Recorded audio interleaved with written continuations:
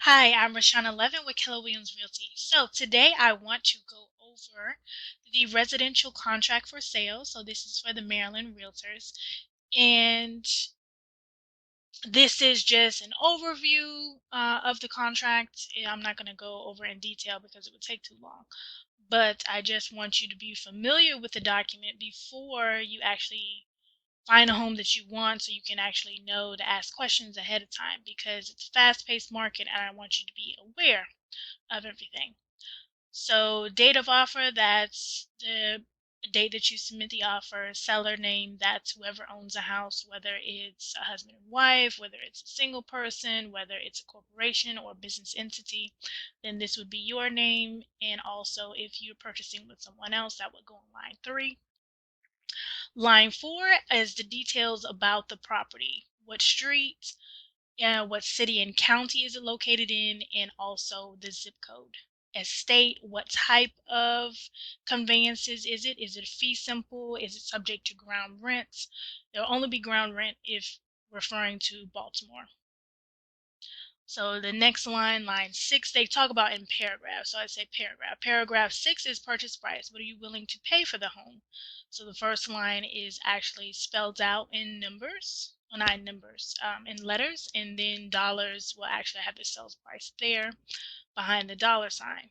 Paragraph 7 is payment terms. So you're going to have what's called an earnest money deposit, and that is due once you're actually under contract. So this actually details what's going to happen with the money.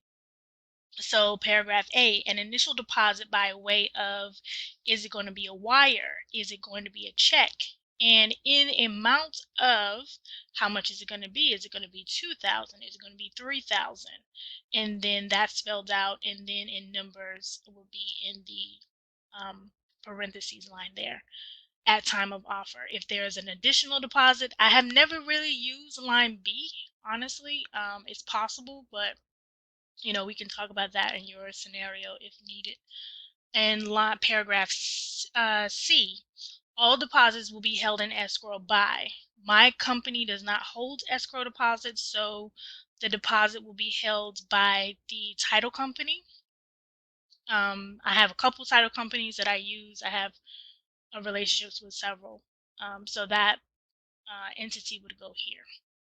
And then we have to state how is the deposit. Is it an interest-bearing account? Is it, because if it's an interest-bearing account, then you're entitled to the money as long if there is interest being charged, being accrued. If it's being interest earned, you're actually entitled to the money if there is money in the account. Paragraph 8, settlement. So that's the settlement date. So it's on or before. So if the contract says October 1st, it could be on or before that date. So if you don't close on or before that date, you would need an extension. And financing. So that's paragraph 9. So what type of financing are you doing? That's why I always say it's important that you know before you go under contract what type of financing you're doing. So you might be kind of in limbo. It's like, oh, well, should I use a VA? Well, not you wouldn't be. If you're doing VA, you would use VA. I mean, if you're using FHA, or are you going to do conventional? Do you have the option of choosing either or? But you need to know what that is before we actually go look at houses. So that item will be checked, and then you would initial at the bottom. And don't worry about not knowing where to initial. So when I actually send you the document will have all the initials that you have. But this is just an overview so you actually know, you be familiar with the document. So paragraph 10, this is a financing application and commitment. So buyer agrees to make a written application for financing as herein described within blank days from the contract acceptance. So you have your pre-approval, but you actually have to go to the lender and submit all your documents. You probably have already done that, but once you have a property, that's when the process is technically real at that point, because until you have that, there's really your file is basically in limbo because there's no house attached to your. So you have within a week to do that. That's typically 7 days. And if written financing commitment is not obtained by the buyer within blank days, the seller at the seller election has the right to notify the buyer that the contract will be null and void. So if you can't supply a financing commitment at a certain time frame, the seller could basically back out of the contract. You would still get your earnest money deposit back, but that's important that you actually submit the financial commitment. Now, you don't have to do that, but you would actually have to release the financing contingency, which we can talk about that in more detail. So alternate financing, it talks about that. So I always recommend my clients to get a inspection. So this actual, it will be an addendum attached to this. So you would initial on this side. If you had declined inspections, you would initial on this side. So these are all, paragraph 13 is included in exclusions. So these are everything that's checked is what's included. Everything that's not checked is excluded. And moving on, that's not necessary. So paragraph 16. So this is if the property was built before 1978. So if it was built before 1978, you would have to get a lead-based paint disclosure, and you can choose whether you want to get a lead-based paint inspection. That's up to you, and it's for your cost. Is of your cost. The seller's not going to pay for that. So these are all the other sections that you have to check. So it's talking about lead poisoning and basically telling you about that. So notice regarding disclosure of deferred water and sewer assessments. So in Maryland, a lot of communities have deferred water maintenance, so they call it a front foot benefit. So it actually conveys with the home. So a lot of times, if it's a brand new home, it's usually 30 to 35, 30 to 33 years that's attached to the property that is separate from the taxes. Sometimes it's included in taxes, sometimes it's not, but that's a paragraph on that you would initial at the bottom. And these are the other addendums and disclosures that will be attached to the contract. So that's going to depend on the house you choose. So there's, affiliated business disclosure, there's homeowners association. If it's a homeowners association there, if you're first time home buyer, that will be checked there. So anything that's attached to this document, because this is the residential sales contract, we have to say that that is attached, and that would be in paragraph 18 that we would disclose that. So in Maryland, it is up to the buyer to pay as a buyer's expense to pay for that. Not unless you are a veteran, then you cannot pay for a termite inspection. But termite inspections don't really cost that much. So, but the important thing to note with that, if there is evidence of an infestation, if there's like live activity was what they call it, or if it's treatment that is required, then the seller has to pay for that. So that's not, if there is damage to the house, it's still not your house. So the seller would have to rectify that. And this talks about deposit, paragraph 20. Talks about deed and title. You're supposed to get, the seller has to give you clear and marketable title, or you cannot purchase it. So it has a whole paragraph on that. Conditions of the property and possession, that's 22. Adjustments, so everything is going to be prorated based on the date that you're there, that you actually purchased the home. So that's HOA fees, taxes, all of those things will be prorated. Settlement costs, you have your own settlement costs. If you're a veteran, some items that you cannot pay for. First-time home buyer, you have to clearly state that. And broker liability. So broker and their agents, sub-agents, and employees do not assume any responsibility for the condition of property or for performance of this contract by all parties hereto. By signing this contract, buyer and the seller acknowledge that they have not relied on any representations made by brokers or agents, sub-agents, or employees of brokers except those represented expressly set forth in this contract. So it talks about broker fee. So as represented by me, the seller pays for my fee. Oh, something I want to mention. So I'm going over this contract so you know basically what the contract entails. But the important thing to note, if you are buying new construction, we would not use this contract at all. It would be the builder contract. So just so you know that. So it talks about the seller responsibilities. It talks about the buyer responsibilities. If it's in a homeowners association, it talks about ground rent. It talks a whole paragraph on default and what that means. So that's important for you to read that and what that means. Mediation, if that's necessary, attorney fees. And as a buyer, you have the right to select your settlement and your providers. It may be something, the property that you're choosing, that they say, oh, well, I want you to use my settlement company. Well, you don't have to, but you have the right to choose who you would like. So property owner's title insurance. I'm going to spend some time on this to read this because a lot of people don't really understand what it is. So buyer at buyer's expense may purchase owner's title insurance at either standard or enhanced coverage rates. So this is an optional thing. You don't have to do it, but you have to do it at settlement. So the coverage offered by title insurance will be governed by the terms thereof. Premium such title insurance coverage would be determined to the extent of its coverage. So as if you're financing a home, you have to get lender's title. That protects them. But you have nothing to protect you if you don't get it. So if you want more information on title insurance, I can give you some documents so you can read more about that and you can decide whether you want it. It's a one-time premium that you have to pay at settlement, but it's good that you get it. So let's see. So talking about flood insurance disclosures, guaranteed fund, internal revenue service filing.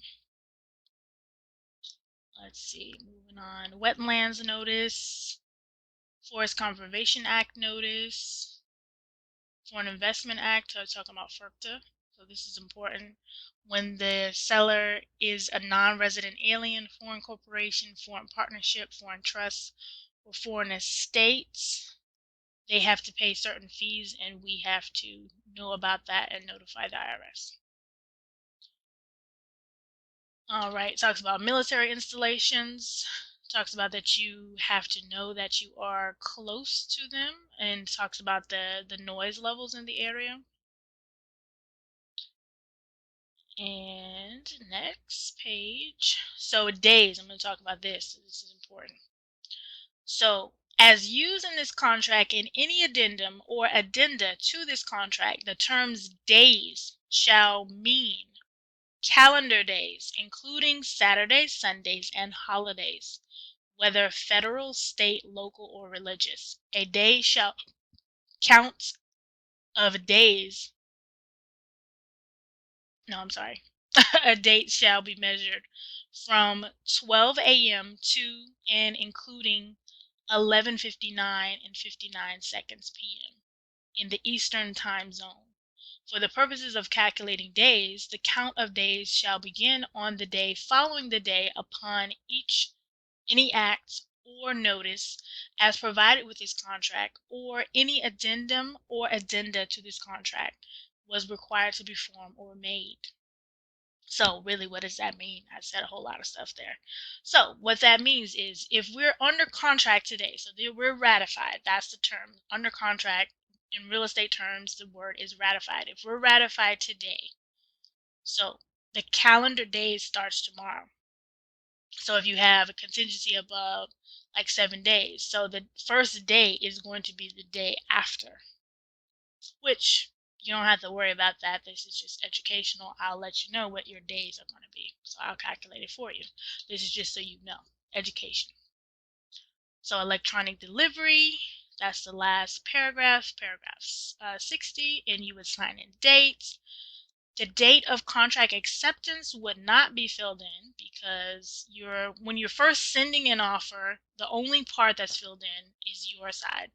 Then it's submitted to the seller, and then they will decide whether they want to go ahead and sign the contract, make changes and all that. And if you're a first-time home buyer, this item will be checked. But contract acceptance, that won't be checked until the last person that actually has approved all the changes. So let's say, okay, I submit your contract to the seller, which is a listing agent. Listing agent comes back with a couple changes. We talk about it. The contract was already signed by the seller. We come back, I look at the contract, and I say, okay, well, these things were changed, but everything else is the same. And you have the option at that point to accept what they have, or you could counter back. If you're fine with whatever they have, you would initial the changes, and then I would put the ratification date, which is the date of contract acceptance, on this line of date of acceptance there. If we've countered, then I have to send the contract back to the seller and their listing agent, which they would get the contract from their agent. And if they agree to those terms, they would initial on those items that you changed, and then they would put the date there. So that's just information so you know. So this is contact information. So this is your information, your mailing address, the seller's name, their mailing address, and information, because the closing disclosures have to have this information now. So it would have the listing company information, all their license number, email, contact information, selling brokerage. That would be my information because I'm representing you as the buyer's agent. And then, so that's all for the contract. So I know that was a lot. That was like 16 minutes. It would have been longer than that if I went in more detail, but I went over the highlights. So it's a couple different addendums, but most of them are pretty much the same. So I'm gonna just talk about the conventional addendum for now. So the addendum dated, so this is basically the whole contract document that you would sign when you actually submit an offer. So date, if it was today's date, you'd put today's date. Not you, I would prepare the document and send it to you. So it would be today's date, your name, the seller's name, the property address. And then the loan details. What is your loan amount? Are you putting any money down? That's going to be on paragraph 1, loan details. Terms of the note, how many years is it going to be? Is it going to be 30 years, 20 years? That's going to be there. How long is it amortized? That's going to be the third line. How many years? What is the current interest rate? What type of loan program is it? And are you buying down any discount points? And this is talking about locking in your interest rate. It's talking about monthly payments, loan underwriting, lender required repairs. So you can put an amount there. I usually put typically 1,000, that if there are any lender required repairs, that the seller has to pay for those. If they're basically, that's saying that they're agreeing to fix those items with the seller if the lender says that they have to be done. Because if you don't say that, you could put 0, it doesn't matter. But really, if the seller doesn't do those, that means you can't get the loan. So of course they would do it, but I still like to put a number there instead of 0. So appraisal contingency. So this is important part of the contract. So this is paragraph 7 of this addendum. So the contract is contingent upon the buyer obtaining an appraisal of the property. The appraisal will be at the buyer's expense and will be performed by a Maryland licensed appraiser. If the appraisal value of the property is less than the purchase price as set forth in this contract, the buyer shall notify the seller in writing in such fact within, I would say, within 2 to 3 days. Be put there. From receipt of written appraisal, and include a copy of the written appraisal. The written notice from the buyer seller shall state whether the buyer elects to proceed to purchase. The option B, the buyer requests to the seller to reduce the purchase price to the appraised value. In the event the buyer notifies the seller election to proceed without the appraised value, the contract shall remain full force in effect, and the seller shall have no obligation or election to provide this addendum. So the option, so basically, to sum up what your options are, if the appraisal came in low. So if the property was $400,000, but the property came in at $380,000, so that's a $20,000 difference. So your option could be, 1, you could make up the difference. I wouldn't recommend you do that, but I'm giving you your options. So you could make up the difference. You can say, well, I still want to proceed. I want to purchase property anyway. You could do that. Second option would be, you can ask the seller to reduce the price and keep all terms the same, because if you're asking for closing costs, if you're not asking for closing costs, you want to make sure that that's in there, that no other terms will change. But they could counter back and say, oh, well, I'm not going to do this or whatever. So that's possible. Or you can walk away. Those are your options.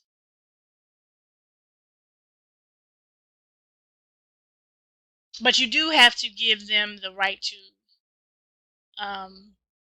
to basically counter at that point. If they say no, they're not going to do it, then at that point you can walk away. So then you would sign and date at the bottom, and then that would be part of the contract. So next, excuse me, property inspections addendum. So the date of the contract, that would be there, your name, the seller's name, the property known as. And so these are the different items that you can have inspected at your own expense. So structural and mechanical, that is going to be your home inspection. Mold, that's separate. That's a separate cost. Environmental, that's a separate cost, and you have to put the days that you are going to do. Radon, that's separate. If it's a chimney there, so that's a separate inspection. So all of these items are separate. And then any additional inspections. There, your rights and obligations to the seller, you would initial at the bottom. And a general right to terminate. I usually do not check this box because, I mean, you need to know before you actually write on the house that you actually do like the house. If you don't like the house, there's no need to even write the offer. And this paragraph is not even valid. Basically, what this paragraph is saying, that you can just walk away without negotiating, basically. And the sellers typically do not initial that, so there's no need to even put it in there. So you initial at the bottom. It talks about repairs, corrections, and reinspection, damage to property.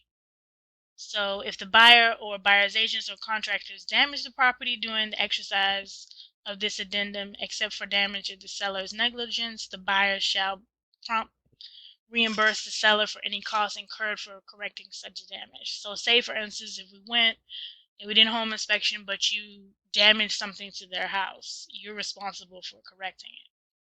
So never had that happen, but I bring it up because just because I've never had it happen doesn't mean it will never happen. So you initially, I mean, not initially, you would sign a date at the bottom. And because my office is not holding escrow, is what they call it, which is your earnest money deposit, we have this lovely addendum that states what's happening with the money and who's in charge of it. So at the top, it would be your name, then the seller's name, property address, and then it would say buyer selects whatever title company that would be. And this talks about the deposit, because what we have to do is we have to get receipt of the deposit. So not only, okay, they're holding the deposit, what's happening to it. So this would be your signature here. The seller would sign also on that side, and the escrow person that's in charge of your file would sign there, their name, the address of the company, and then the date that they actually received the deposit.